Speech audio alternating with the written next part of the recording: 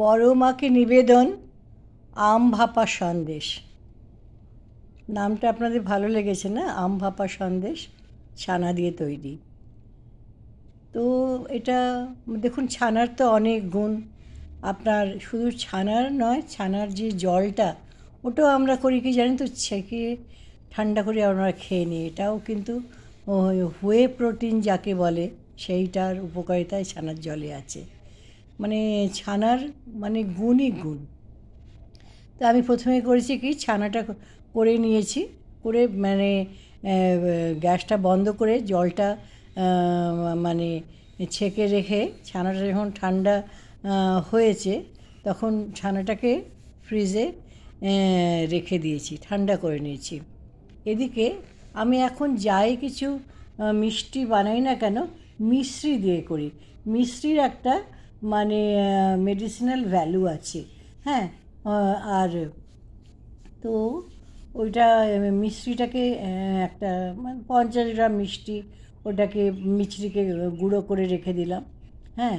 এতে কিন্তু এলাচ পড়বে না, যেহেতু আম পড়েছে। আর একটা মাত্র আমটাকে কী করলাম, পিস করে দুদিকের পিসটাকে কেটে চামচ দিয়ে পাল্পটা বার করলাম, বার করে এবার ওই মিক্সারের ভেতরেই প্রথমে মিশ্রি দিলাম, তারপরে ছানা দিলাম, তারপরে আম দিলাম, দিয়ে সমস্তটাকে না একদম মানে আস্তে আস্তে আস্তে করে, যাতে মানে স্মুথ মানে একদম হয়, তবে সন্দেশের এটা ভাল লাগবে, মানে খেতে মুখে দানা দানা পড়লে ভাল লাগবে।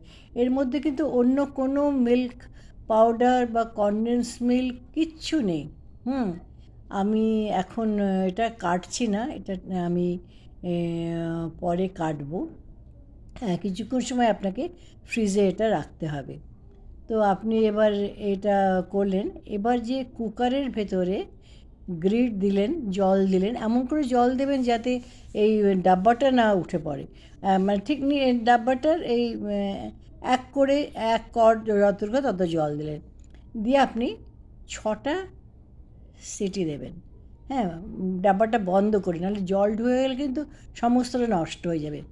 দিয়ে 6টা সিটি মারার পর আপনি বন্ধ করে, হ্যাঁ, আর ডাব্বাটার ভেতরে ঘি মাখিয়ে নেবেন, তাহলে কি হয়, যখন আমি কেটে ওঠাবো না, ইজি ওঠানো যায়। তবে আপনারা চাইলে কনডেন্স মিল্ক দিতে পারেন, কিন্তু অত হেভি করার কি দরকার আছে, যত ইজি ওয়েতে ভালো জিনিস করা যায়। তারপর 6টা সিটির পরে ওটা ঠান্ডা হলে ফ্রিজে রেখে দেও। ফ্রিজে রাখার পরে ওটা বার করে গোলাপের পেটালস দিয়ে সাজিয়ে সবাইকে